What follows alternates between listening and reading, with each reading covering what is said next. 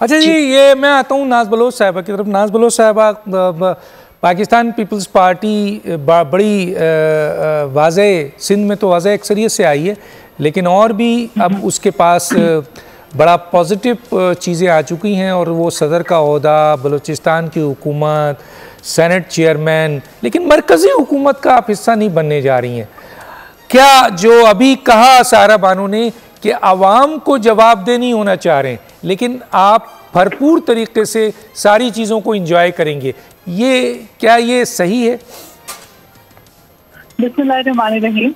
Doctor Danish, इस वक्त जो इलेक्शन इंतखाबात के बाद के नताइज हैं वो आप सबके सामने हैं। डेफिनेटली हर पॉलिटिकल पार्टी में कंसर्न हैं। तो पीपल्स पार्टी मानती है कि कराची में एकदम से जो है वो 18-17 सीटें जमात को दे दी गई, जो कि हमारी मुताबिक शायद वो सीट जो है इसमें काफी सारी सीट ऐसी थी जो हमारे हक में थी।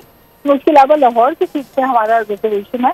इसी तरह हर पॉलिटिकल पार्टी के अपने ग्रीवेंसेस होंगे, रिजर्वेशन होंगे। किसी की 1-2 सीट वाली पार्टी है, किसी की ज्यादा सीटों वाली पार्टी है। हर पॉलिटिकल पार्टी के अपने ग्रीवेंसेस अपनी जगह होंगे। इलेक्शन में rigging, post election pre poll rigging हो या इलेक्शन डे रिगिंग हो, ये चीजें पूरे पाकिस्तान में अलमिया है कि ये हर इलेक्शन के बाद हर पॉलिटिकल पार्टी के एतराजात होते हैं बेज़ाब्तियत के ऊपर। इसके लिए होने चाहिए इलेक्टोरल रिफॉर्म। जब तक इलेक्टोरल रिफॉर्म नहीं होंगे, हर इलेक्शन के बाद हम इसी तरीके से एक दूसरे पर इल्जाम डाल रहे होंगे। इस वक्त मसला यह है कि मुल्क को कहाँ लेके जाना है।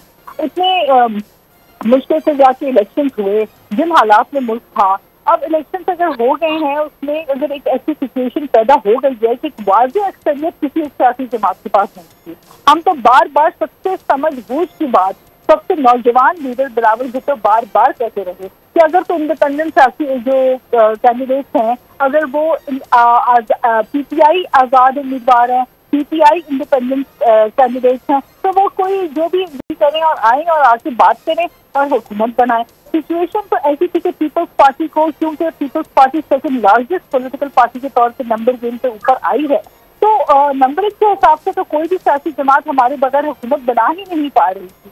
ऐसे में क्या हम रूट से बढ़ जाते? ऐसे में हम ये कहते कि नहीं जी हमें इज्जत करनी है, हम तो हुकूमत नहीं करेंगे, हम अपोजिशन में बैठे रहेंगे और मुल्क का जो माशी मामला है उसको ऐसे नहीं। तो आप हुकूमत का हिस्सा क्यों नहीं बनी? यही तो सवाल सारा बानो ने कहा है कि हुकूमत का हिस्सा क्यों नहीं बनी आप?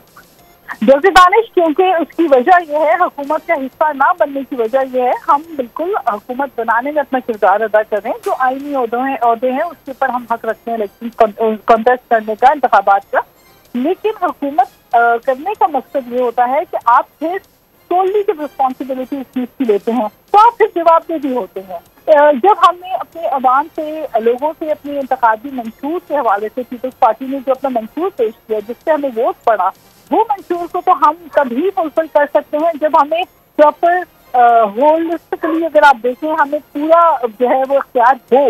लेकिन अगर हमारे पास पूरा इख्तियार नहीं होगा और इख्तियारात जो है वो डिवाइडेड होंगे, तो किसी के पास हेल्थ मिनिस्ट्री, किसी के पास फॉरेन मिनिस्ट्री, किसी के पास फाइनेंस मिनिस्ट्री हो, तो ऐसे में तो फिर कोई जिम्मेदारी जो है वो डिवाइडेड रिस्पॉन्सिबिलिटीज हो जाती हैं। तो इसलिए आपने ये कोशिश की कि पूरी जिम्मेदारी PMLN को दी जाए ताकि वो डिलीवर कर सके।